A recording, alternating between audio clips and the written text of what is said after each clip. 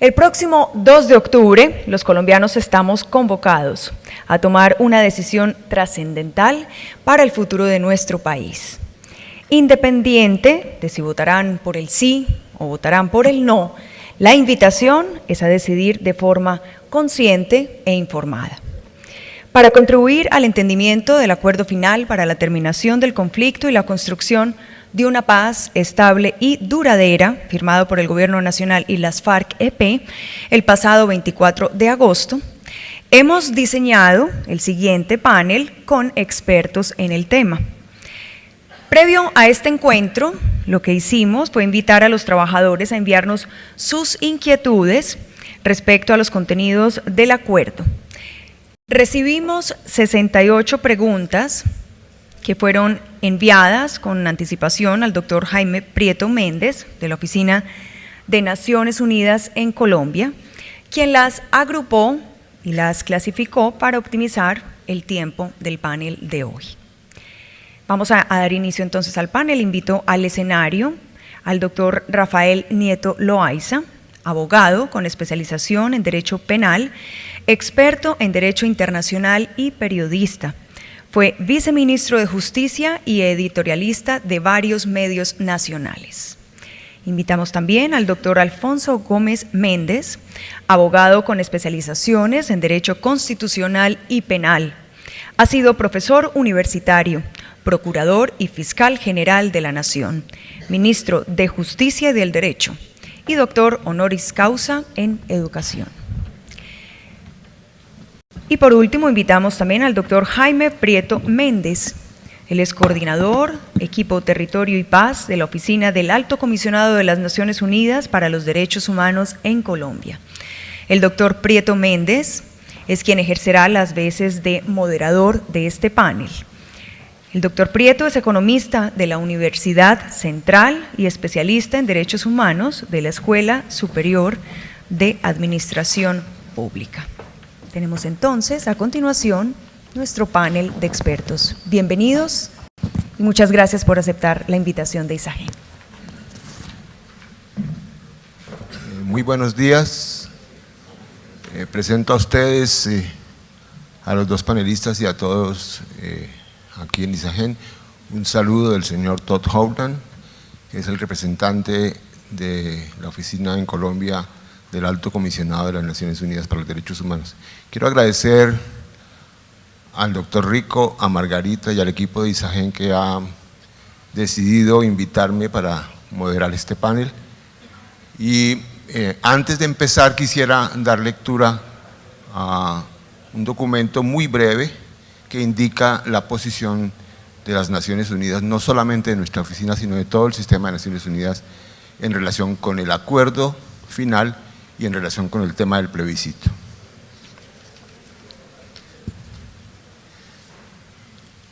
La búsqueda de la paz por medios pacíficos es una de las razones básicas de la existencia y la actuación de la Organización de las Naciones Unidas en el mundo y en Colombia. De acuerdo con nuestros valores y principios, creemos firmemente que el camino preferible hacia la paz es el diálogo. Luego de 5 décadas de conflicto armado en Colombia, es necesario poner fin a esta violencia que ha causado tanto sufrimiento y ha sido un obstáculo para el desarrollo del país. Es por estas razones que la ONU, desde el secretario general de las Naciones Unidas hasta sus funcionarios y funcionarias en Colombia, ha expresado claramente desde el inicio de la negociación su apoyo a las conversaciones de paz entre el gobierno de Colombia y las FARC-EP. Adicionalmente, la ONU ha hecho aportes concretos al proceso de paz, respondiendo a peticiones de la mesa de conversaciones. Actualmente, el sistema de Naciones Unidas en Colombia se alista para apoyar la implementación de los acuerdos una vez concluida la negociación. Uno de los hitos del proceso será la refrendación popular de los acuerdos. Este es un proceso exclusivamente de los colombianos y las colombianas, una oportunidad para que decidan libremente si aprueban o no los acuerdos de La Habana. Las Naciones Unidas no participan ni toman partido en este tipo de ejercicios porque no son de su competencia. Son únicamente los colombianos y las colombianas quienes deben tomar la decisión trascendental. Muy bien. Por esta razón, el sistema de Naciones Unidas no apoya ninguna campaña relacionada con el plebiscito, ni a favor del sí, ni a favor del no, ni a favor de la abstención. El sistema de Naciones Unidas sí apoya, sin embargo, iniciativas de pedagogía a través de las cuales se busca dar a conocer los acuerdos alcanzados de manera imparcial. Con base en los valores y principios de Naciones Unidas, esperamos que haya un debate informado en el país sobre la base de una información balanceada y la discusión cívica entre los colombianos en la que primen la tolerancia y el respeto mutuo. Estos son precisamente los valores fundamentales que necesitará Colombia para dejar atrás la violencia y construir un futuro de paz que es el anhelo y el derecho de toda la ciudadanía.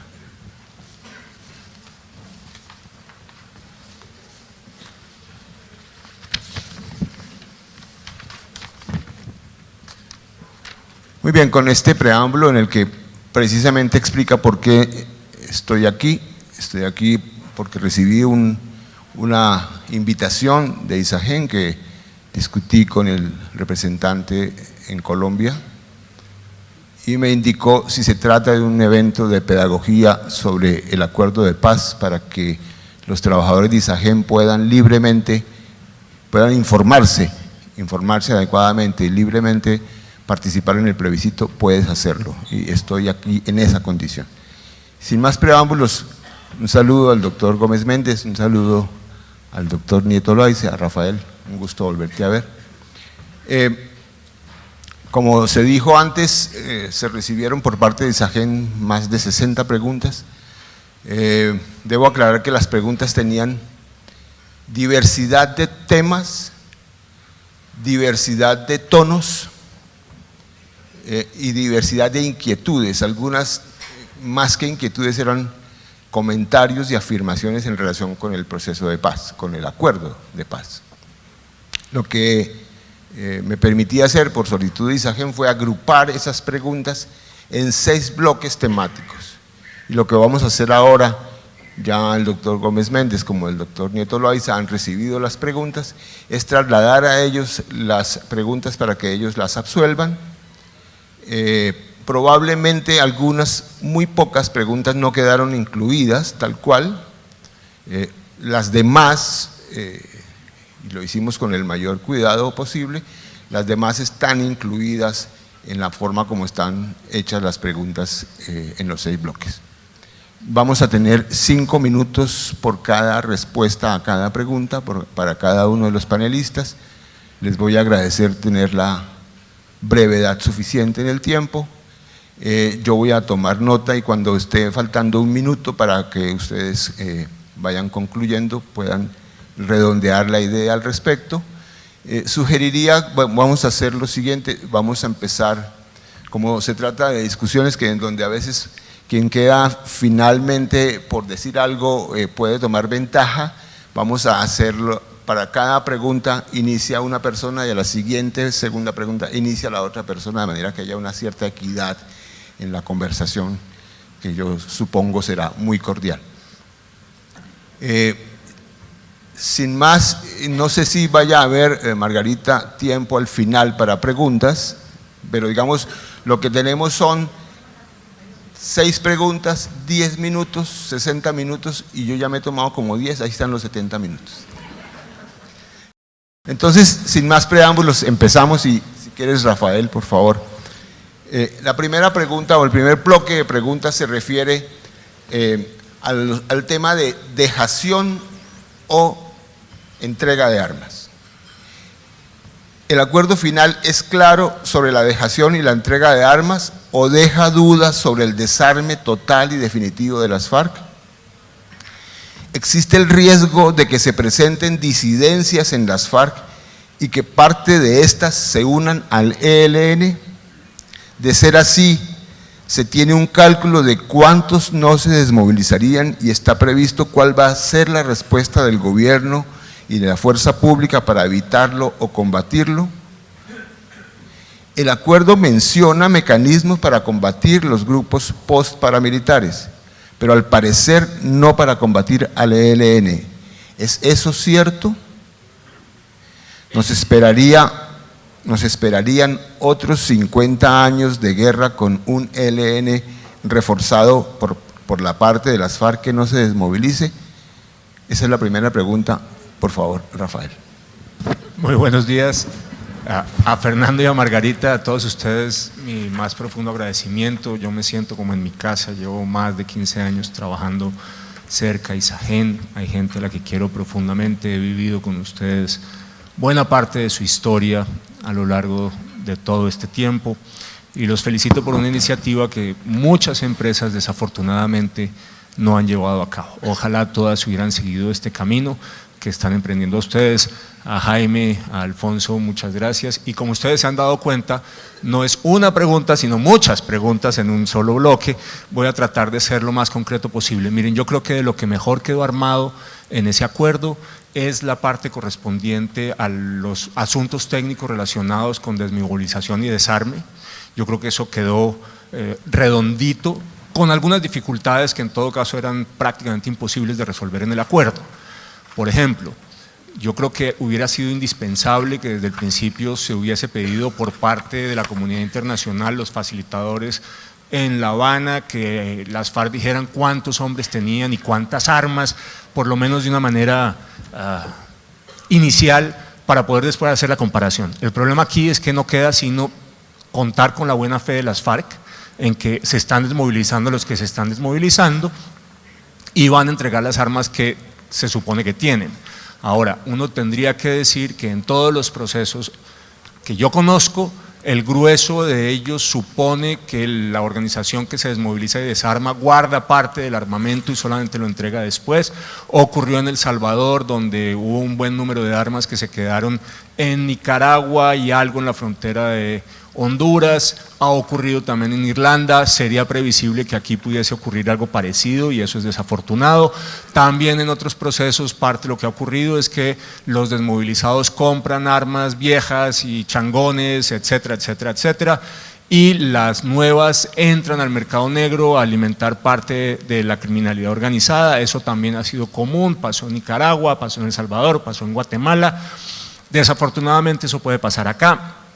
Pero insisto, en materia de la parte técnica es de lo que mejor quedó resuelto en el acuerdo. Segundo, mi gran preocupación está en el trasfondo de las preguntas que están en la línea de lo que ocurre con el ELN y con los grupos paramilitares. No va a haber terminación del conflicto armado en Colombia, eso no va a pasar y no va a pasar por varias razones. Uno, porque ya hay unas disidencias anunciadas de las FARC. El Frente Primero se queda por fuera, hay 3 frentes más que no han hecho pública su disidencia, pero sobre las cuales hay muchas sospechas de que si no todas, buena parte de esos frentes se va a quedar por fuera. Son básicamente frentes y unidades vinculadas a la economía ilícita, a minería ilegal y sobre todo al narcotráfico, como el Frente Primero. Esos frentes y esas unidades probablemente se queden, algunas de ellas, vinculadas a ese problema de economía ilícita. Eso presenta una enorme dificultad.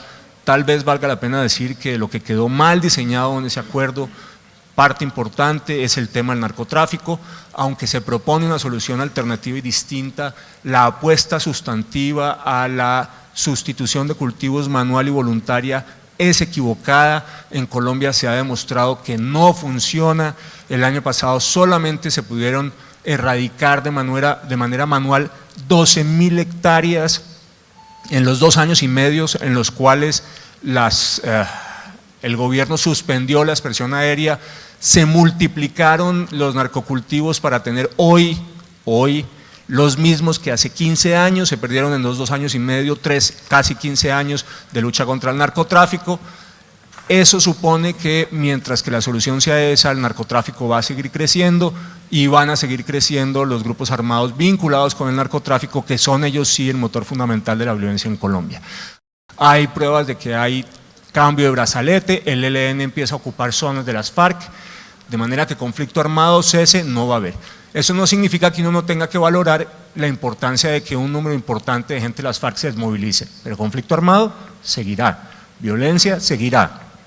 Y mientras que la solución del problema del narcotráfico no se haga a fondo, seguiremos teniendo grupos armados vinculados al problema del narcotráfico que, insisto, se está multiplicando. Si las cosas van como van, para fines de este año vamos a tener más de 200.000 hectáreas de narcotráfico, la suma más alta en toda la historia colombiana, y eso nos augura muy malas noticias en materia de violencia. Gracias, Rafael. Exacto el tiempo. Doctor Gómez. Muchas gracias. Espero no me descuenten los saludos del tiempo, pero quiero saludar muy especialmente, pues no solamente al doctor Rico, a la doctora Margarita, sino a todos los trabajadores de los distintos niveles de Isagen. Yo no he estado tan cercano a Isagen, lo estuve parcialmente viendo historias parecidas en la hidroeléctrica de La Moyá, en mi tierra, en Chaparral. Yo hubiera preferido un esquema distinto, pero pues ya no se dio, para que se hiciera como una presentación macro y luego la respuesta puntual a las preguntas, porque las respuestas puntuales descontextualizadas, a veces, sobre todo descontextualizadas históricamente, que era parte de lo que yo quería hacer, pues no se pueden, pero obviamente me atengo a este esquema que me hace acordar mucho lo que era antes en los antiguos telegramas, en donde uno simplemente podría escribir: mañana viajo esa, aliste mula. Entonces, dejar muy esquematizado el pensamiento. Bueno, coincido, y por eso no repito, con Rafael en la primera parte, en cuanto que en verdad de estos acuerdos quedó muy bien diseñado la forma sobre la dejación de armas. Al comienzo había muchas discusiones si la FARC dejaban o entregaban, si mucha gente quería que se repitiera era el episodio del Llano, cuando las guerrillas liberales del Llano le entregaron las armas al general Duarte Blum, pero creo que ya ese está superado con la presencia de Naciones Unidas, en el sentido de que probablemente va a haber dejación de armas, entendido por tal que las armas van a dejar de usarse para el conflicto, para matar colombianos. En el segundo aspecto, también coincido parcialmente con Rafael. Yo creo que es inevitable, y así ha sido en todos los procesos, las Naciones Unidas lo conoce muy bien, en donde siempre hay una parte de los que llegan a acuerdos con el gobierno que no se entregan. Ha pasado en el mundo, ha pasado aquí. Entre otras cosas, en el origen de las FARC, cuando en el sur del Tolima, es que me tocaron las dos violencias, me tocó la violencia liberal conservadora y luego el surgimiento de las FARC. En el origen de las FARC hubo el acuerdo con el gobierno de Alberto Lleras y el Frente Nacional, ojalá algún día podamos hablar de eso, y se dividieron entre los que llamaban los liberales limpios y los comunes.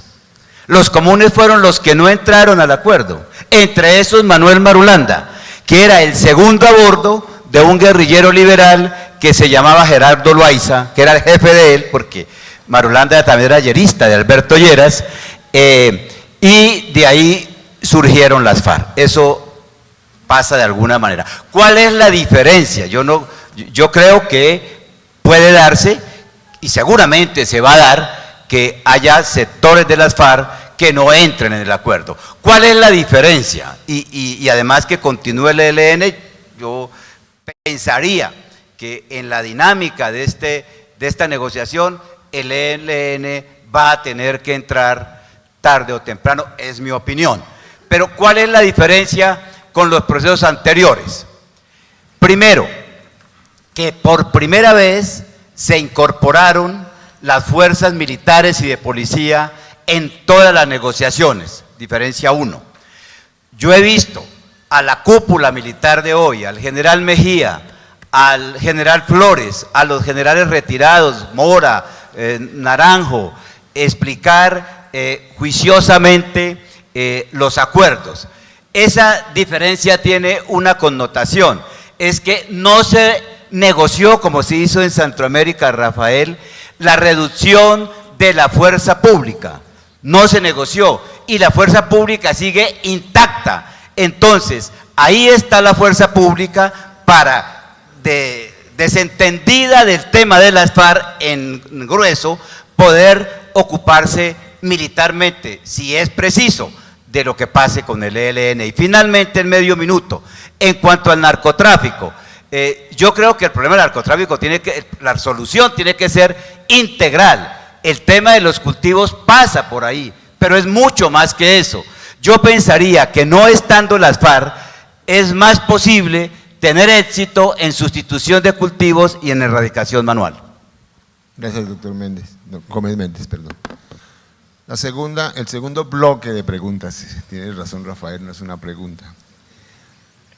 Hace relación a los costos de reintegración de los miembros de la FARC. Y al respecto, las preguntas son: ¿existe claridad sobre cuánto será el pago que realice el gobierno a los desmovilizados de las FARC y por cuánto tiempo? ¿Cómo responde el gobierno al malestar que provoca en el ciudadano del común que no se gana un salario mínimo y no tiene acceso a subsidios y ve que el gobierno paga un salario y otorga proyectos productivos a los desmovilizados de las FARC? ¿Estos desmovilizados podrán ingresar a las empresas de seguridad privada? ¿Las FARC qué ponen para la reintegración de sus excombatientes? Doctor Gómez Méndez. Sí, señor. Está como desentendiéndome, pero me repite, por favor, la pregunta. Por favor, doctor Alfonso, Jaime. tranquilo, lo vuelvo a cruzar yo y tú sigues. No, ya, arranco. No hay problema, después nos volvemos a cruzar dos y dos, no hay problema, no resulta grave. A ver, ¿qué van a recibir de entrada los desmovilizados? Los desmovilizados reciben una asignación mensual equivalente al 90% del salario básico mensual durante 24 meses prorrogables por un tiempo indefinido, no se dice por cuánto. Además, durante ese tiempo también prorrogable, el Estado cubre salud y pensiones, eso también lo tienen. Por una sola vez reciben 2 millones de pesos de libre disposición y por una sola vez reciben 8 millones de pesos para proyectos productivos que pueden entregarse no directamente, sino a una especie de cooperativa que se crea en los acuerdos que se llama Ecomún, que a mí no me gusta nada porque me parece más bien un sistema de control de las FARC sobre sus desmovilizados, de manera que ellos tengan que depender al final de este Ecomún. Lo van a oír muchas veces, la palabrita Ecomún, porque va a ser finalmente después importante, creo yo. Eso es lo primero. Estos beneficios son prorrogables en el tiempo, se dice expresamente. Hay otros que no están tabulados económicamente, pero que suponen un costo sustantivo, tienen acceso a subsidios para educación, incluyendo educación universitaria, tampoco se dice por cuánto tiempo, y acceso privilegiado a los programas de vivienda del Estado, incluyendo vivienda gratuita, tampoco se dice por cuánto tiempo. Primero. Segundo, esos beneficios se tienen, no importa si son o hayan sido condenados por cualquier delito, incluyendo aquellos que han sido condenados por crímenes de lesa humanidad y crímenes de guerra, incluso mientras que pagan la condena. Solamente se pierden los beneficios en el momento en el cual los de asignación mensual encuentren un empleo fijo y por tanto el empleo y el empleador son los que finalmente pagan estos beneficios. Segundo elemento, no se dice nada sobre el tema de si pueden entrar o no a cooperativas de seguridad o empresas de seguridad privada, así que la respuesta es sí podrían en principio, aunque habría que modificar la norma que dice que los empleados de las compañías de seguridad no pueden tener antecedentes. No sé si eso lo hagan por vía de una amnistía, porque se supone que por la amnistía terminan borrando los antecedentes penales y entonces no les opere ese tipo de antecedentes para el incumplimiento de la norma. O pueden cambiar la norma o la pueden manejar por esta vía. El tercer punto es quizás el más difícil de todos y sí plantea un problema ético que ojalá lo puedan abordar después con el padre Pacho. Yo creo que parte de las dificultades de los acuerdos es que están planteando un conjunto de beneficios para los desmovilizados de las FARC que no tienen los ciudadanos comunes y corrientes, y eso no deja de generar escozor, por decir lo mínimo, en ese ciudadano de a pie. Yo me muevo mucho en taxi y a pie, con los taxistas que me he movido últimamente. Cuando se plantea el tema, a todos les molesta profundamente que haya este conjunto de beneficios para quienes por único mérito tienen haber matado durante 55 años y ellos no. Algunos se quejan de que tienen que trabajar múltiples horas para alcanzar esos mismos beneficios y yo me pregunto qué piensa un desempleado. Aquí, por supuesto, hay un debate entre cómo conseguir una reinserción efectiva, por un lado, y por el otro, cómo manejar una frustración ciudadana que también es entendible del ciudadano común y corriente que no mata ni ha matado, que no recibe estos beneficios por parte del Estado. Gracias, Rafael, te sobró un minuto, pero está muy bien en favor del trabajo final. Doctor Gómez Méndez. ¿Ya? Muy bien. Yo quiero decirles que cuando escuché esta mañana y vi lo que aquí se dijo, tenía hasta temor de hablar de paz, porque es evidente que hay demasiado dolor de todos los lados, y entonces el sentimiento natural apuntaría en una dirección contraria, pero yo pienso que aquí de lo que se está hablando es de la solución de un conflicto armado y de la manera de, sin desconocer las víctimas, evitar que haya más víctimas. Entiendo el sentimiento, no solamente de las víctimas, sino de los colombianos en general. Y este tema no se plantea solamente ahora. Yo suelo recurrir a la historia porque me parece que esto hay que contextualizarlo. También se dio cuando Alberto Lleras Camargo le dio a los guerrilleros desmovilizados liberales y conservadores también, les dio unos subsidios. Algunos lo usaron bien, otros los gastaban en las cantinas de Chaparral como yo veía de niño, pero se hizo. Ahora, hablar del costo, es inevitable hacer la comparación entre el costo de terminar una guerra y el costo de continuarla. Siempre ha habido esos incentivos económicos para que alguien deje las armas. Yo inicialmente fui un crítico del proceso de paz con los paramilitares durante el presidente Álvaro Uribe.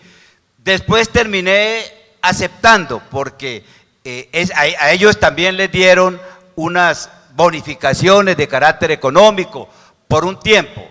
Ahora, claro, si uno plantea en términos, como aquí se hace en la pregunta, que un ciudadano de salario mínimo, pues ve que le van a dar a un guerrillero 1 millón, 2 millones, pues claro, la respuesta es que eso no le gusta, naturalmente. Yo no sé si eso se pueda plantear en esos términos. Permítaseme en medio segundo, no sé cuánto me queda, una anécdota personal. Cuando como fiscal general tuve que tomar una decisión sobre el tema del Palacio de Justicia, entonces varios periodistas le preguntaban a los generales retirados, ¿usted qué opina? Que mientras el procurador general ha absuelto al M-19, cosa que no era cierta, ha absuelto a Betancur, cosa que no era cierta, ha absuelto a los ministros, cosa que no era cierta, sanciona al héroe de este general, claro, se metían con mi mamá, era la única respuesta que ellos daban. Entonces, pienso que plantear en esos términos, claro, frente a un desempleado, si uno le pregunta, ¿usted está de acuerdo con este señor, como dice Rafael, que no ha hecho sino matar, le den esta plata? Va a decir que no, tiene que decir que no, desde su desde su fuero íntimo, pero uno lo tiene que ver mucho más allá, desde la visión de un país que quiere ponerle fin a un conflicto. Ahora, nos cuesta, uno hubiera preferido que con todo el esfuerzo que se hizo, bueno, hubiéramos salido por la vía militar de las FARC. No se pudo, a pesar de todo lo que se hizo, con toda la buena fe, porque el presidente Uribe lo ensayó además por los dos métodos. Lo ensayó por la vía militar y lo ensayó por la vía de la negociación. Pero no se pudo, entonces estamos frente a este hecho. Probablemente hay que, no sé, hacer concesiones. No me gusta mucho esa expresión de tragarse sapos, porque uno no sabe qué clase de sapos son. Pero hay que hacer concesiones. La decisión o lo que debemos plantearnos es realmente si hay una relación entre esa concesión y lo que vamos a conseguir. O para utilizar entonces la expresión de los sapos, si los sapos son demasiado grandes en forma que nos ahoguen. Gracias, doctor Gómez Méndez. Voy a leer la tercera pregunta y en esta oportunidad va a empezar usted. Muy bien. Acerca de la participación política de las FARC, además de las 10 curules que se les garantizará en el Congreso, ¿se le asignarán alcaldías y concejalías en los municipios donde ha tenido presencia? ¿Cómo se elegirán las 16 circunscripciones transitorias especiales de paz en la Cámara de Representantes? ¿Se les asignarán a las FARC o se someterá a la elección popular? En tal caso, ¿los candidatos estarán en condiciones de igualdad para la contienda electoral por estas 16 circunscripciones? La respuesta supone primero el tema de la participación política frente a un proceso de paz. Siempre se ha dado esa participación política después de un proceso de paz con modalidades. Hay que decir que al M-19 no se le dio nada. El M-19 consiguió, pues se le dio mucho porque no se le exigió ni verdad, ni justicia, ni reparación. Pero ellos se consiguieron sus votos después en la Asamblea Constituyente hasta que desaparecieron como organización política. En el proceso de paz inicial con Belisario Betancur, como consecuencia de ese proceso de paz, surgió la Unión Patriótica como movimiento político que consiguió sus votos. Con su accionar político ya sabemos qué fue lo que pasó con la Unión Patriótica.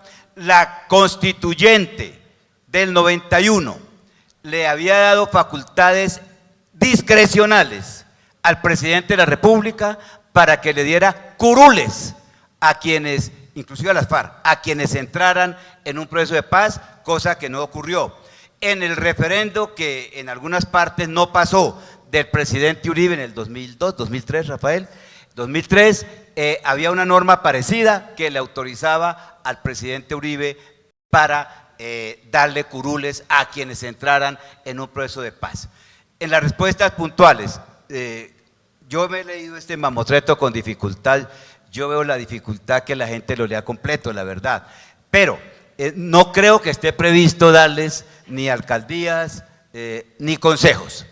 Está previsto que entren o que participen en el Congreso de una manera privilegiada, llamémoslo así, entre las elecciones del 2018 y el 2022. A mí personalmente eso no me causa ninguna dificultad, no solo por esa reconocida frase de mi paisano, el maestro Echandía, de que es mejor que la gente se entienda echando lengua que echando plomo, sino porque además, primero, este es un régimen absolutamente presidencial, en donde realmente 10, 15 congresistas, 8 congresistas, es muy poco lo que puedan incidir en la vida política de verdad del país, claro, y intervienen, pero no de manera determinante. El ejemplo claro es el del Centro Democrático, un hombre tan carismático, un líder de verdad como el presidente Álvaro Uribe, tiene 20 senadores,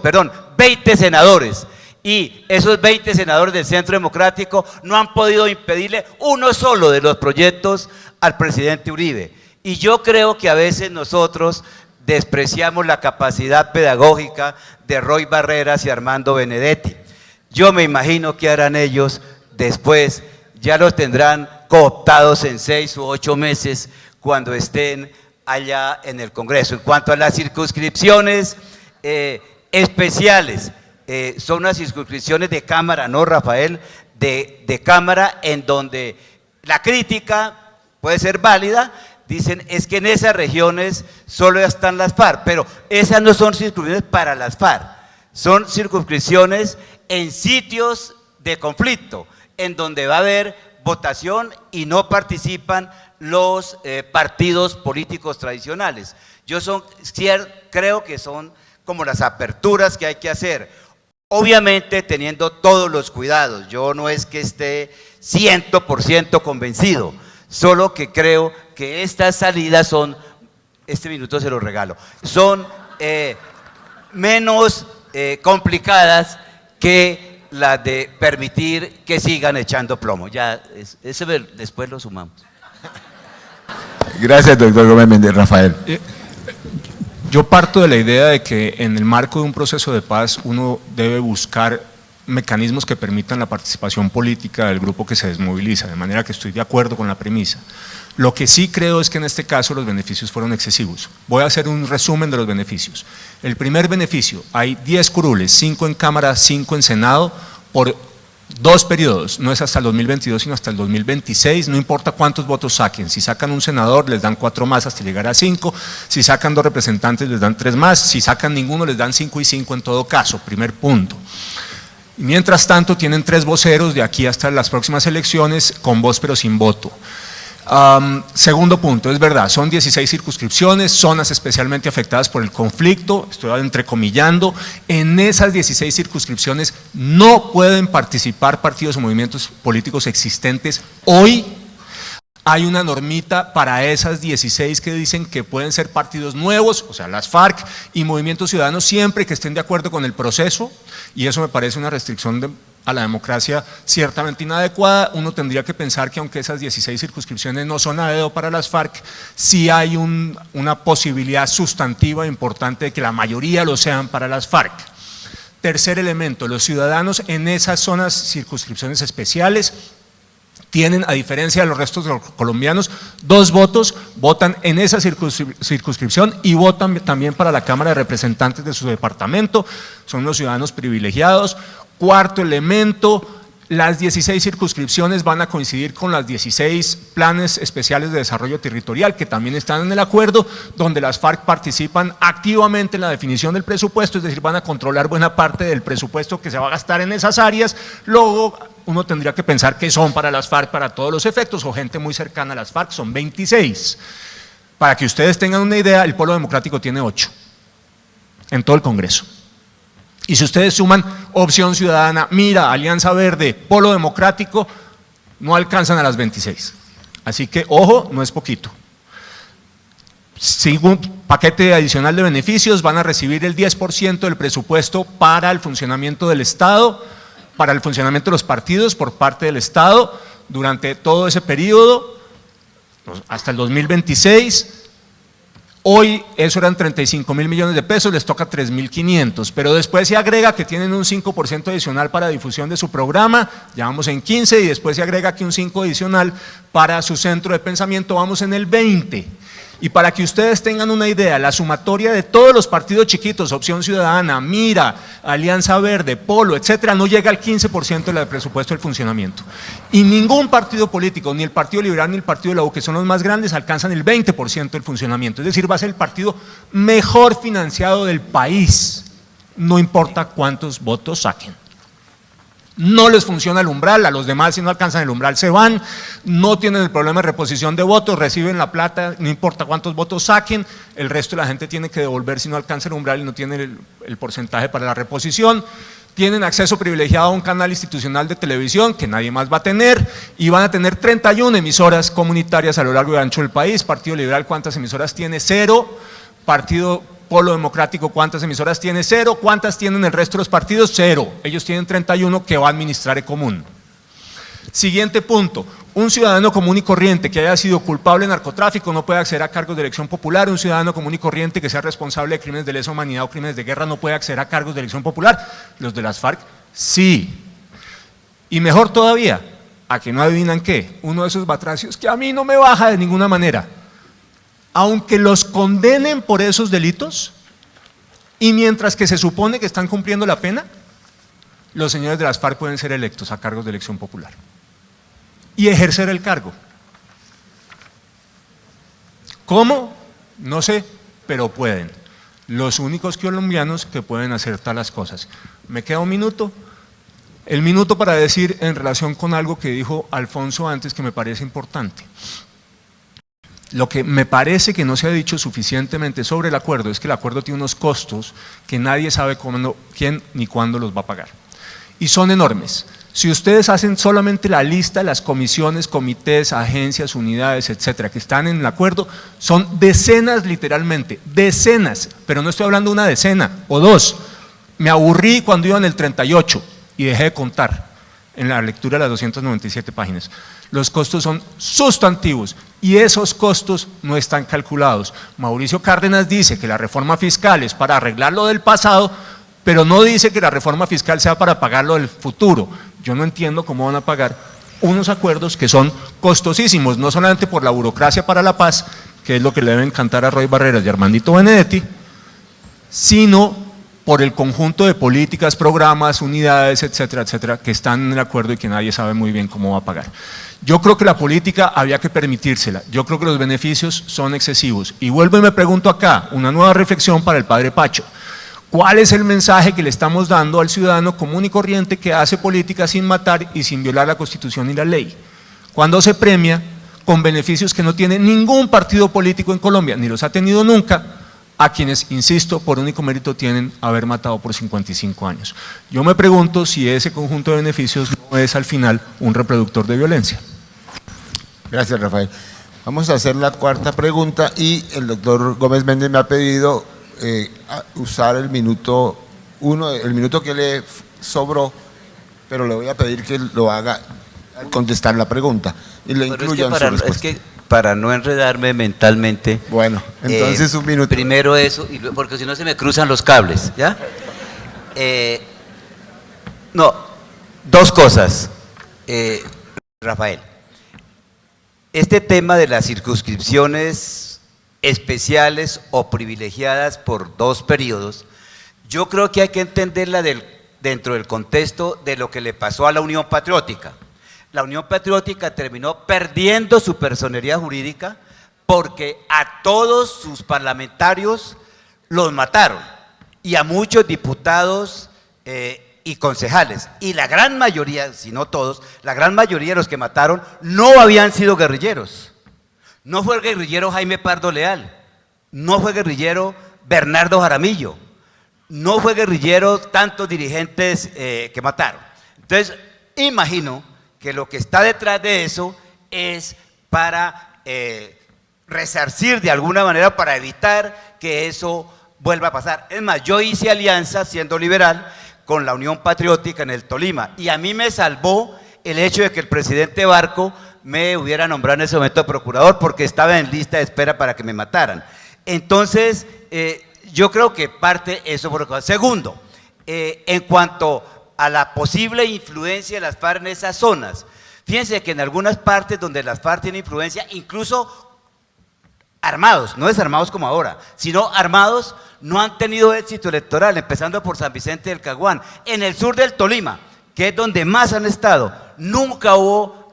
por ejemplo, en Chaparral nunca pusieron un alcalde, no pusieron un alcalde en Río Blanco, no pusieron un alcalde en Ataco, no pusieron un alcalde en Planadas. Tercero, que a veces se levantan ciertos requisitos constitucionales, ya pasó, Rafael. Cuando mataron a Carlos Pizarro en marzo, que era el candidato del M19, el riesgo era que se fueran otra vez. Entonces, ¿qué hizo Barco? Contra mi opinión como procurador general, dictó un decreto de estado de sitio para que Navarro se pudiera presentar como candidato presidencial, aun cuando no reuniera los requisitos, y eso salvó ese proceso de paz. Ahora sí. Muy bien.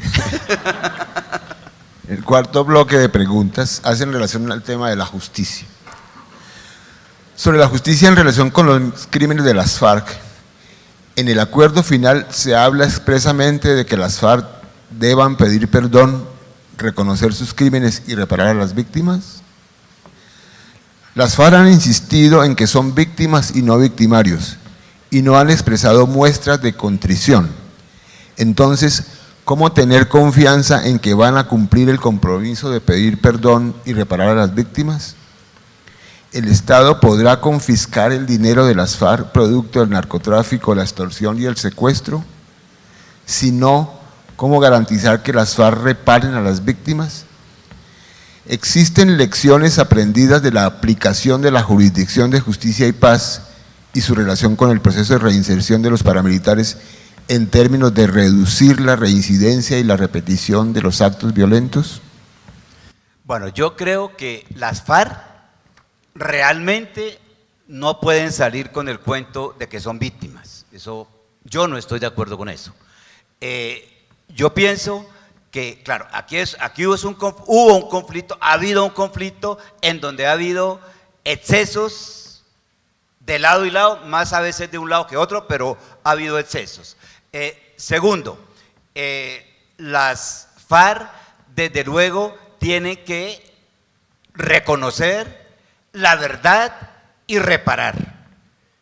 Yo creo que si ellos están corriendo un riesgo muy alto, si le quieren poner conejo a este proceso, es decir, si tienen bienes ocultos en el exterior y luego lo sacan, pues van a tener que responder por la justicia ordinaria. Ya lo dijo el fiscal general, el doctor Néstor Humberto Martínez, que está adelantando las investigaciones y que tiene me imagino, tendrá los elementos de investigación.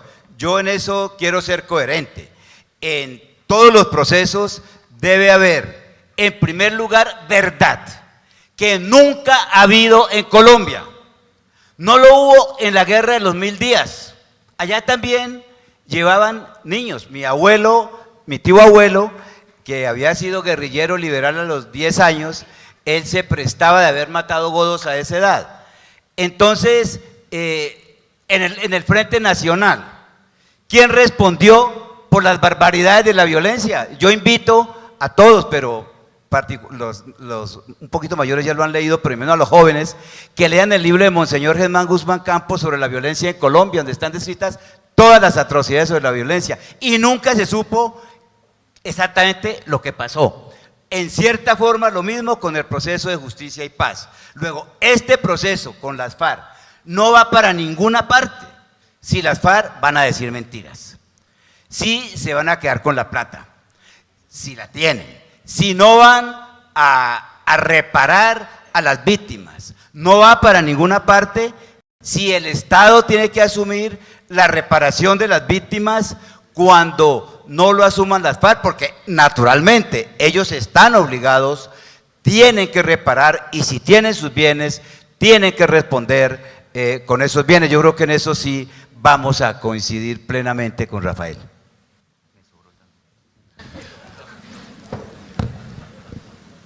Premisa: en el marco de la justicia transicional uno tiene que estar dispuesto a sacrificar parte de la justicia para alcanzar la paz o la democracia. La justicia transicional es un diseño doctrinario en virtud del cual se permite teóricamente sacrificar parte de la justicia para alcanzar la democracia en la transición de una dictadura a una democracia, o para alcanzar la paz en la situación de un conflicto armado a una situación de paz. Yo comparto esa premisa, pero me parece que aquí también se fue la mano y que hubo un exceso. Les hago una primera descripción y después voy al análisis. El grueso de los guerrilleros se van amnistiados. El grueso de los guerrilleros. Todos salen de la cárcel e inmediatamente se apruebe el plebiscito. Salen de la cárcel y amnistía general. La amnistía incluye todos los delitos políticos y delitos conexos. Lo que no incluye, y es importante resaltarlo, son crímenes de lesa humanidad y crímenes de guerra. Esos no se amnistían. Esos son los que van a la Justicia Especial de Paz.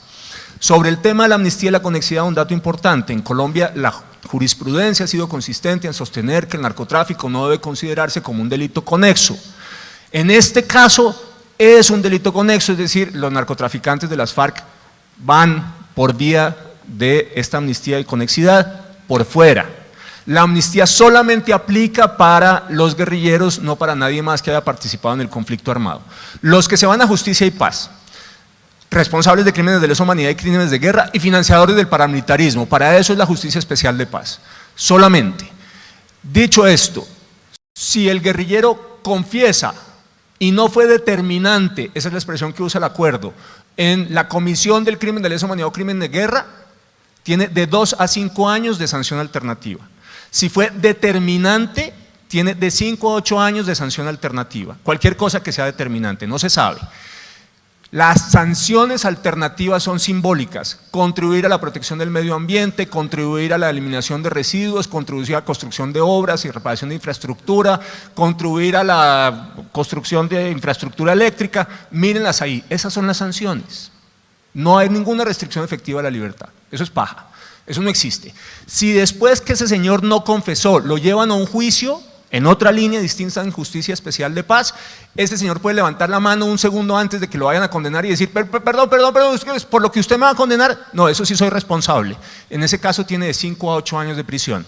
Si no confiesa ni siquiera antes de la condena, la pena puede ser de 15 a 20 años de prisión. Esas sí son penas privativas de la libertad. Para que ustedes tengan una idea, prácticamente todos los delitos que son estos no amnistiables tienen de 30 a 60 años de prisión en el Código Penal colombiano. En todo caso, los guerrilleros de las FARC condenados por esos delitos tienen acceso a todos los subrogados penales, es decir, para todos los efectos tienen una disminución real de la condena de 40 al 50% de la pena, suponiendo que tengan de 15 a 20 años de prisión. Ese es el primer elemento. Segundo elemento, aquí se crea una justicia completamente paralela, una ruptura total al sistema judicial colombiano, un tribunal que es preferente, prevalente, autónomo y excluyente. Estoy usando palabras textuales del acuerdo. Puede revisar sentencias previas, no tiene ningún tribunal por encima, 64 magistrados, 14 magistrados extranjeros. 64 magistrados es más que la suma de los magistrados del Consejo de Estado, la Corte Suprema y la Corte Constitucional juntos. Para que tengan una idea, el tribunal funciona mientras que haya motivo para que funcione, es decir, durante toda la vida, y es eterno para todo el ejercicio, porque si llega a tomarse una decisión por un órgano judicial y ya no está operando el Tribunal Especial de Paz, vuelve a aparecer para dejar sin efecto esa decisión previa del sistema jurisdiccional.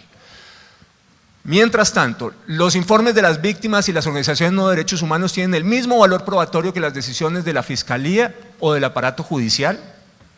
Y en ninguna parte, sí señor, en ninguna parte se dice que tengan que aplicar el Código Penal o el Código Procedimiento Penal colombiano. En ninguna parte.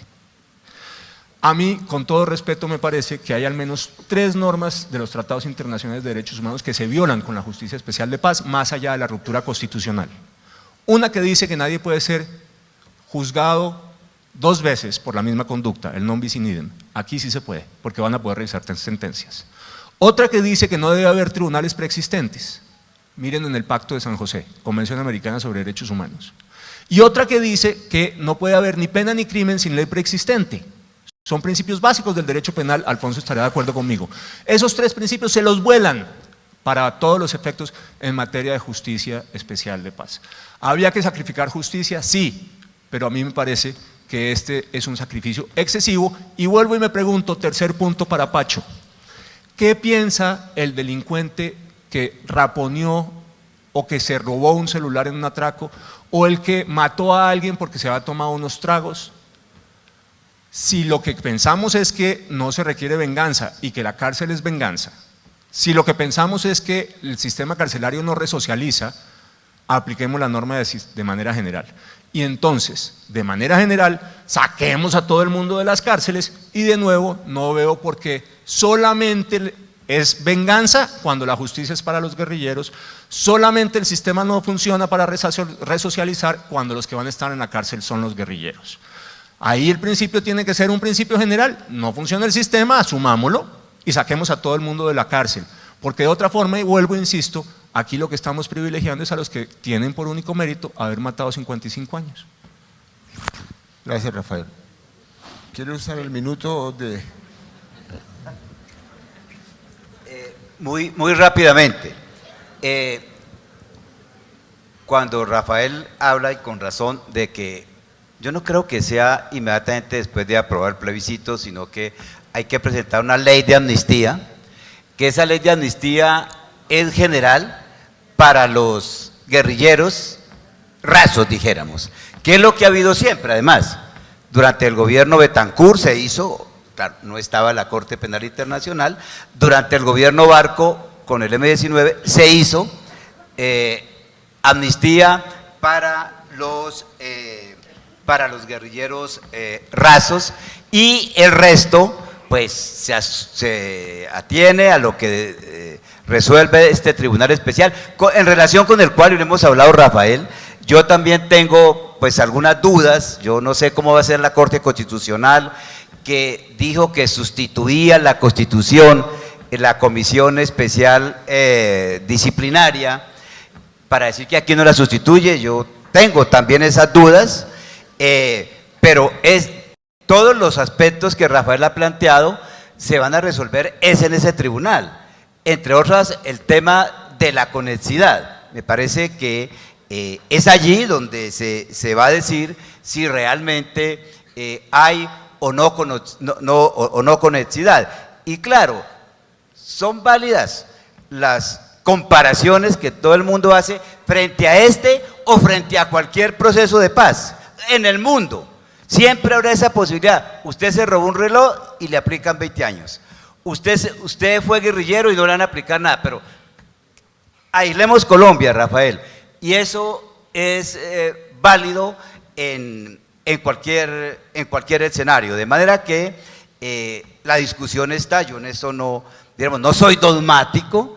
Me parece que está por resolver. Ya se ha hecho en el pasado, de considerar el narcotráfico como un delito conexo en la medida que sea una fuente de financiación, pero es una discusión que se da frente a cada caso. Muy bien. Vamos a cambiar el orden de las respuestas. Ahora vendrá Rafael al comienzo. El quinto bloque de preguntas hace relación al acuerdo sobre reforma rural integral. ¿Cómo se reglamentará la reforma rural integral? ¿Cuáles serán los recursos para su financiación, aumento o nuevos impuestos? ¿Qué pasará con las zonas de reserva forestal y los parques naturales? ¿La actual arquitectura institucional es la adecuada para implementar la reforma rural integral? Aquí hay una pregunta muy particular, pero yo la incluí ahí. ¿Qué pasará con los predios de Isagen? ¿Cuál es el compromiso de las FARC para apoyar su implementación, la implementación de la reforma? ¿Cuántos recursos pondrán? Y finalmente, si el gobierno incumple los compromisos con la reforma rural integral y la sustitución de cultivos, ¿las FARC desconocerán el acuerdo final y volverán a las armas? Rafael. Muchas gracias. Yo empiezo por el tema de lo que aportan las FARC. Miren, ustedes se leen las 297 páginas y se van a encontrar con una cosa que resulta sorprendente. Yo en las 297 páginas no encontré sino 4 compromisos de las FARC. 4. El resto son centenares de compromisos a cargo del Estado. Y los compromisos son a veces meramente simbólicos. Por ejemplo, en 2 partes se dice expresamente que tiene que haber reparación material a las víctimas por parte de las FARC. Y se dice además que los términos de la contribución, estoy citando textualmente, se definirán en el acuerdo final. Y adivinen qué, cuando uno se lee el acuerdo final se les olvidó. Se les olvidó. No hay ni una sílaba de cómo va a ser la reparación material a las víctimas. Ni una sílaba por parte de las FARC. Y en el acuerdo no se dice ni una sílaba de que tengan que entregar los bienes adquiridos ilícitamente. Ni una. Luego hay un estímulo para que se guarden los bienes. La verdad es que si después se encuentran los bienes adquiridos ilícitamente por parte de las FARC, lo que tiene que hacer el Estado es lo mismo que haría con cualquier bien adquirido ilícitamente, un proceso de extinción de dominio que aquí son inciertos y son difíciles y son complicadísimos de llevar adelante, punto. Pero ese guerrillero de las FARC podría ser condenado por ese delito, pero no pierde ninguno de los otros beneficios. Si le encuentran $5 millones en una cuenta a un pariente de Timochenko o unas tierras a Catatumbo, no hay una pérdida de beneficios. Le podrán quitar la tierra o la plata, pero no pierden los beneficios. Luego el estímulo para no entregar los bienes está patente, y si no hay términos de contribución material, lo que va a pasar es que las FARC van a seguir diciendo lo que han dicho, que no tienen un peso, que son pobres de solemnidad, y la reparación la vamos a tener que hacer nosotros por cuenta del bolsillo, cada uno de nosotros, en el pago de impuestos. El tema de tierras es el tema recurrente de las FARC, y uno dice, es un tema no suficientemente resuelto, y yo en eso estoy de acuerdo. A mí me parece que ahí hay un conjunto de compromisos del Estado que en todo caso tenía que el Estado y que no hace diferencia, pero hay dos elementos que sí me parecen preocupantes. Uno, le están haciendo una apuesta al tema del minifundio y a la propiedad de la tierra que no es suficiente para la resolución de la pobreza en Colombia. Hemos intentado esa fórmula, no una, sino varias veces, con resultados desastrosos. Si aquí no se reconoce la posibilidad de la agroindustria y la posibilidad de las asociaciones entre campesinos propietarios y agroindustriales, muy probablemente no vamos a tener respuestas para el problema de tierra. En ese sentido, la reforma toca un punto que es sensible, pero da una respuesta que en mi opinión es equivocada. La segunda, el tema del narcotráfico tiene el problema de que se hace un énfasis excesivo en que tiene que ser manual y voluntario, y solamente después de agotada esa etapa, que no sabemos cómo se agota, se puede acudir a otras formas que no sabemos tampoco cuáles son. Ya el presidente anunció que no iba a hacer aspersión. Vamos a vivir en un mar de coca y aquí esto no se ha vuelto a examinar de manera adecuada. Vamos a verlo a finales de este año. ¿Toca las tierras de Isagen? No, en principio no toca las tierras de Isagen. No veo por qué las tierras de Isagen se vayan a ver afectadas. En ese sentido no hay nada que decir. Yo solamente agregaría un punto adicional que refuerza lo que ya he dicho antes.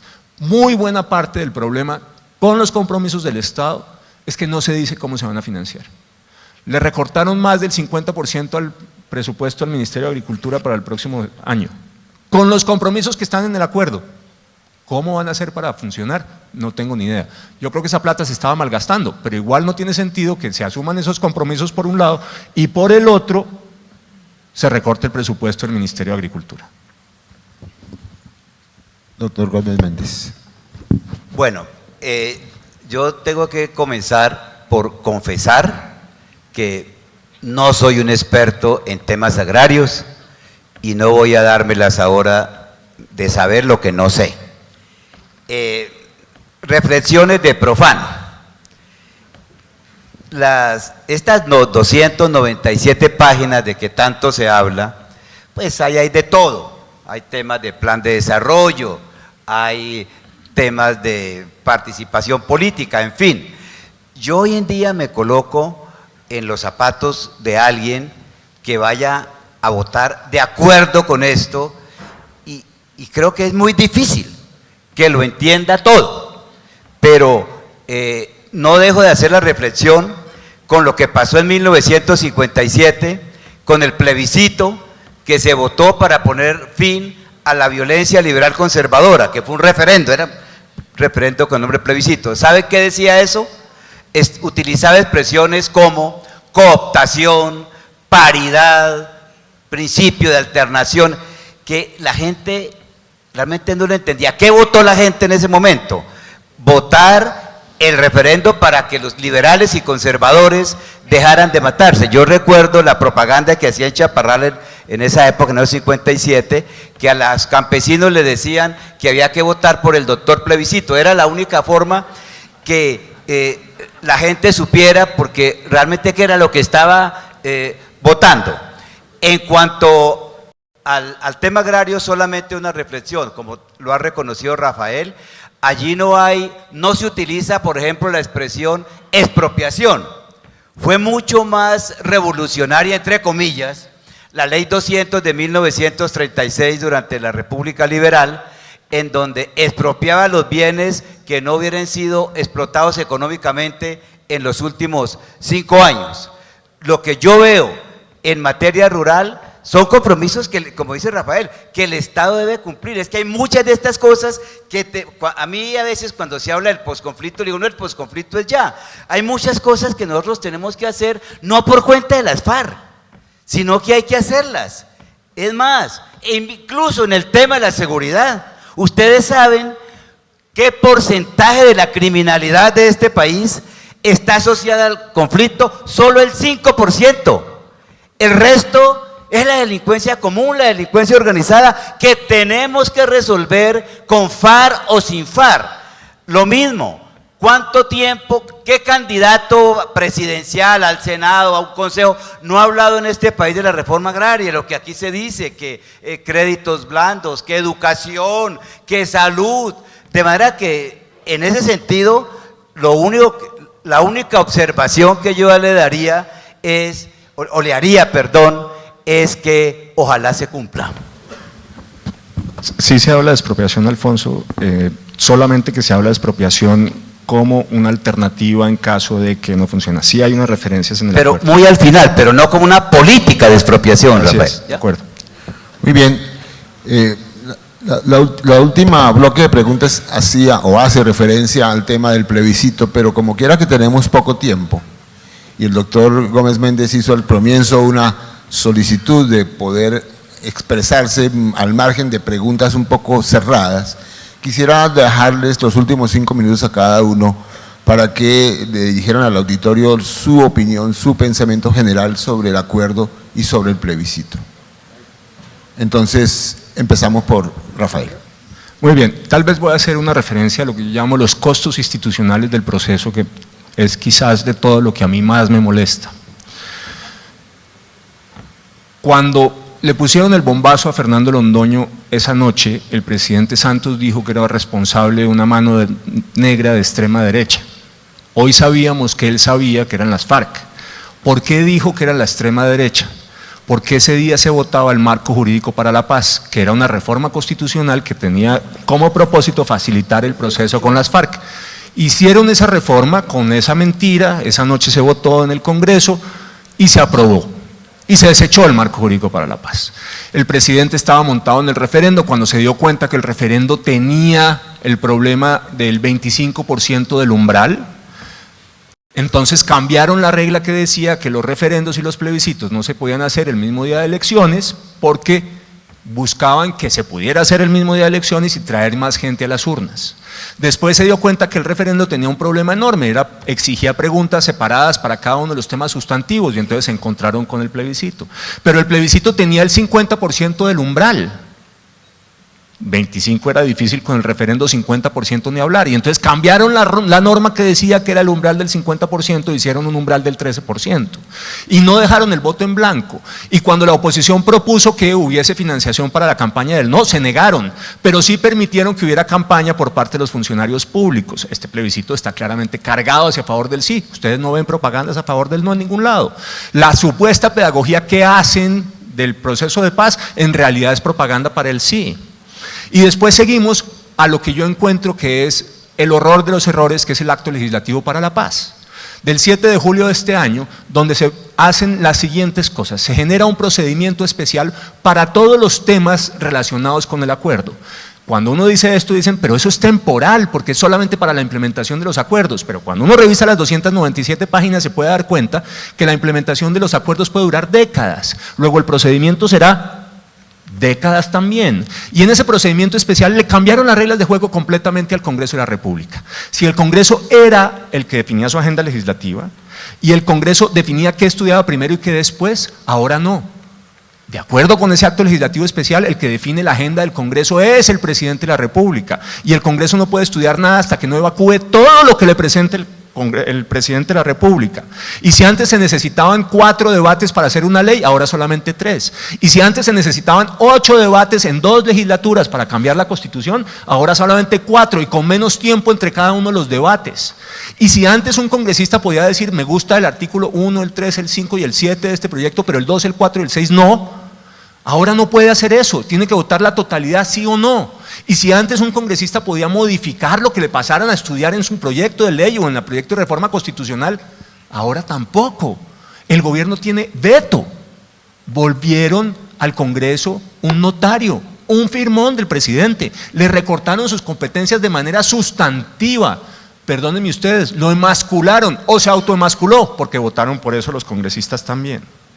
Y al mismo tiempo, y si eso no bastara, le dieron unas facultades extraordinarias al presidente de la República que nunca en la historia republicana de Colombia ha tenido un presidente de la República, también para implementar esto, pero también entonces con las dificultades que supone la implementación. El presidente puede hacer todo por decreto, sin pasar por el Congreso, sin pasar por el control político y el debate del Congreso, sin pasar por la opinión pública para todos los efectos, todo menos sacar leyes estatutarias, leyes orgánicas, leyes con mayorías especiales, códigos y impuestos. Todo lo demás lo puede hacer, es decir, el Congreso se quedó solamente para estas 5 cosas y de firmón.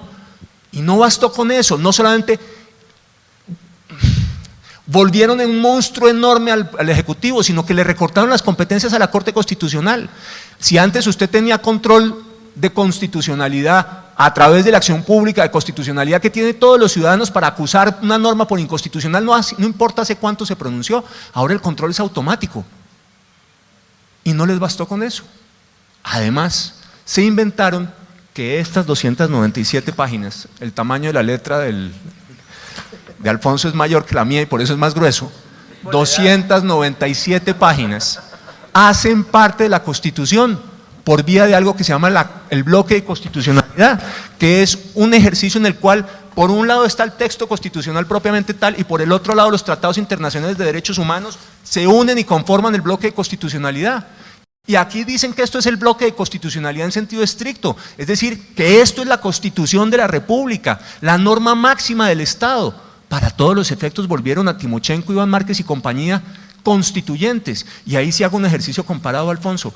Yo no conozco otro proceso en ninguna parte del mundo donde eso haya ocurrido. No lo conozco. Y entonces sumen ustedes, rompieron el espinazo del sistema judicial colombiano creando un tribunal, volvieron eunuco para todos los efectos al Congreso, volvieron un monstruo enorme el poder del presidente de la República, cortaron las competencias de la Corte Constitucional, volvieron el texto del acuerdo Constitución. Yo no sé cómo vamos a hacer para manejar esto hacia adelante. En un proceso de paz en donde además se le dan los beneficios económicos que hemos señalado, los beneficios en justicia que hemos señalado, los beneficios en participación política que hemos señalado. Yo sí creo, además, que uno se la tiene que pensar muy bien, porque le dicen que este es el sacrificio que tiene que hacer para que el conflicto armado termine y resulta que el conflicto no va a terminar. Ustedes van a seguir teniendo problemas enormes de violencia en las zonas donde operan, porque va a seguir el conflicto armado y además van a tener más protesta social y política porque en el acuerdo por todas partes, se fortalece a aquellos que protestan política y socialmente. Hay que pensárselo muy bien, a conciencia. Uno de los grandes defensores del sí, ideólogo del Partido Liberal, Héctor Riveros, decía: no se lean los acuerdos, que si se los leen se confunden. Y yo les digo al revés, léanselos, si pueden, para ver si realmente el costo es este. Ustedes van a estar sobre el debate de pensar que si gana el no, nos devolvemos a la guerra. Eso tampoco es verdad. Rafael. Hay razones para pensar, y ya termino, Jaime, hay razones para pensar que en este momento sí es perfectamente posible la renegociación con las FARC de esos acuerdos, por mucho miedo y por mucho que digan en contrario los negociadores. Entre otras cosas lo dijo Carlos Lozada: si gana el no en el plebiscito no volvemos a la guerra, y yo creo que no vuelven a la guerra, es que no tienen cómo volver a la guerra, pero tendríamos una negociación en unos términos distintos. Y si no gana el no, por lo menos una votación suficiente por el no va a dar un contrapeso político a un gobierno que es tremendamente arrogante, que hace lo que se le da la gana, textualmente el presidente de la República, y frente a un conjunto de beneficios para las FARC que en mi opinión son claramente excesivos. Muchas gracias.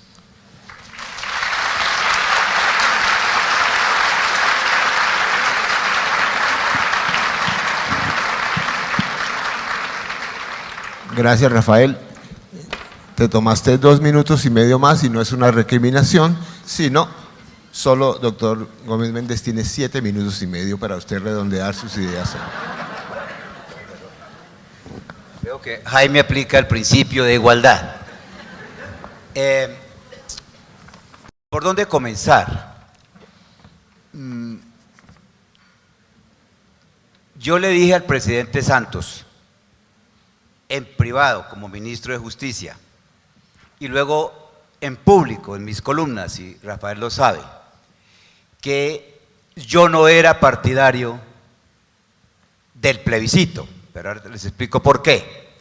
no de este plebiscito, sino del hecho de que el presidente de la República, para poner fin a un conflicto, no necesitaba convocar a un plebiscito. El artículo 189 de la Constitución le asigna al presidente la función de conservar el orden público y restablecerlo donde fuere turbado. Y eso se maneja de dos maneras. Se maneja por la vía de la confrontación o la vía militar o por la vía de la negociación. Él, a su manera, dijo que él quería de todas maneras consultarle al pueblo y decidió hacerlo, pero hubiera podido no hacerlo, porque para poner fin al conflicto, es decir, para negociar con una guerrilla, no se necesita la aprobación. Ahora vamos a ver para qué se necesita. De hecho, nunca se hizo así en el pasado. El proceso de paz más exitoso que hemos tenido, por lo menos en el últimos final del siglo XX y ahora, fue el del M-19. Y ese proceso de paz lo hizo Virgilio Barco, con 2 decretos de estado de sitio. Inclusive por ahí hay una mentira histórica. Se dice que la constituyente se convocó para hacer la paz con el M-19, eso no es verdad. Barco hizo la paz con Carlos Pizarro, firmó con Carlos Pizarro en el Palacio de Nariño, con 2 decretos. Ahora bien, otra cosa es la implementación de los acuerdos, porque una cosa es poner fin al conflicto y otra cosa es los acuerdos. Muchos de esos acuerdos suponen reforma constitucional, para eso había que ir al Congreso. Otros acuerdos supondrían reforma legal, otros acciones administrativas y algunos otros simplemente voluntad política. Esa es como la primera premisa, pero finalmente el presidente decidió embarcarse en someter a aprobación popular los acuerdos. Varias cosas se han dicho. Por ejemplo, el tema del umbral. Sí, uno hubiera preferido, ya que nos embarcamos en esto, que se hubiese escogido un umbral mayor. Pero yo les hago solamente una reflexión. ¿Ustedes saben cuántas personas votaron para integrar la constituyente? Menos de 3 millones de personas. Es decir, las instituciones que hoy nos rigen, la tan elogiada Constitución del 91, solamente fue votada por 3 millones, que por cierto, yo no estuve de acuerdo con ese proceso porque significó también decretar el estado de sitio para reformar la Constitución, lo cual suponía asumir que la causa de la perturbación del orden público era la Constitución. Echaron mano de un decreto que se había dictado cuando mataron a Rodrigo Lara en el año 84, pero hoy nadie discute la legitimidad de las instituciones de la Constitución del 91. En cuanto al bloque de constitucional, yo tendría como una reflexión, Rafael, hasta donde yo recuerdo, al haber leído la sentencia de la Corte Constitucional, dijo que este plebiscito no tendría efectos jurídicos, sino políticos, y que vinculaba solamente al presidente, pero no al Congreso ni a la Corte Constitucional, de manera que yo no creo que sea automático. Ahora, lo he dicho también, yo no creo que la figura del bloque de constitucionalidad se pueda usar para esto. Por cierto, y eso lo veremos después, esa es una de esas novedades que se afirman. ¿Y sabe desde cuándo viene la figura del bloque de constitucionalidad? ¿Y sabe quiénes se las inventaron? Aquí en Río Negro, aquí cerquita. En 1863 ya había un artículo que decía, los radicales de entonces, que los tratados de derechos humanos aceptados por Colombia hacen parte de la Constitución, ya venía desde entonces, y yo creo que hay que mantenerlo, Rafael, dentro de esos límites.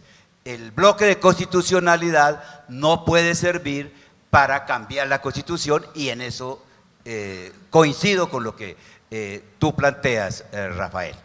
Ahora, ¿qué pienso yo finalmente? Con estas reservas, algunas jurídicas, otras políticas, sobre la base de que respeto infinitamente a quienes por una u otra razón tienen sus críticas y seguramente votarán no, nunca ha salido de mis labios, ni de mi pluma, Rafael, la expresión de que vota no es partidario de la guerra. Aquí nadie es partidario de la guerra. Ningún colombiano puede ser partidario de la guerra. Pero planteadas las cosas en la situación en que está, sobre la base de que, como dije tal vez en el Rosario, es mejor un acuerdo imperfecto que una guerra incierta, sobre la base también de que la terminación del conflicto con las FARC no es ni la terminación total de la confrontación, porque quedan aspectos, muchísimo menos la paz, porque la paz se construye a partir de, sobre esas bases, a mí, que me tocó vivir esa violencia liberal conservadora, como les decía al comienzo, en el Tolima. Todos mis recuerdos de infancia son violentos. Niños, adolescentes que venían muertos, uno de una vereda liberal y otro de otra vereda conservadora, y que luego vi surgir las FARC en el sur del Tolima. Yo dejo de lado ciertas reservas y por eso le he dicho a los colombianos, con la honestidad mental desde luego, de que hay cosas con las que no estoy de acuerdo, que es mejor abrirle la puerta a una posible negociación que esperar, no sé, 2, 3, 4 o 5 años o más para volvernos a sentar a la mesa. Muchas gracias.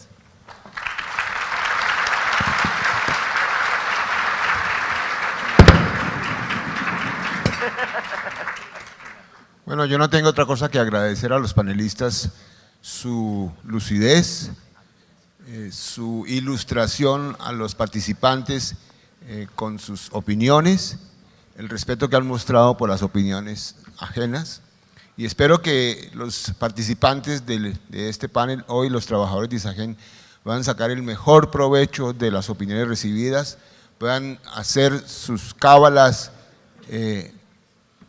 pensar, y si quiere alguien más leerse los 297 páginas o leerse la síntesis, o en todo caso tomar aquí las ideas planteadas para que el día 2 de octubre con toda libertad puedan tomar la decisión que corresponda.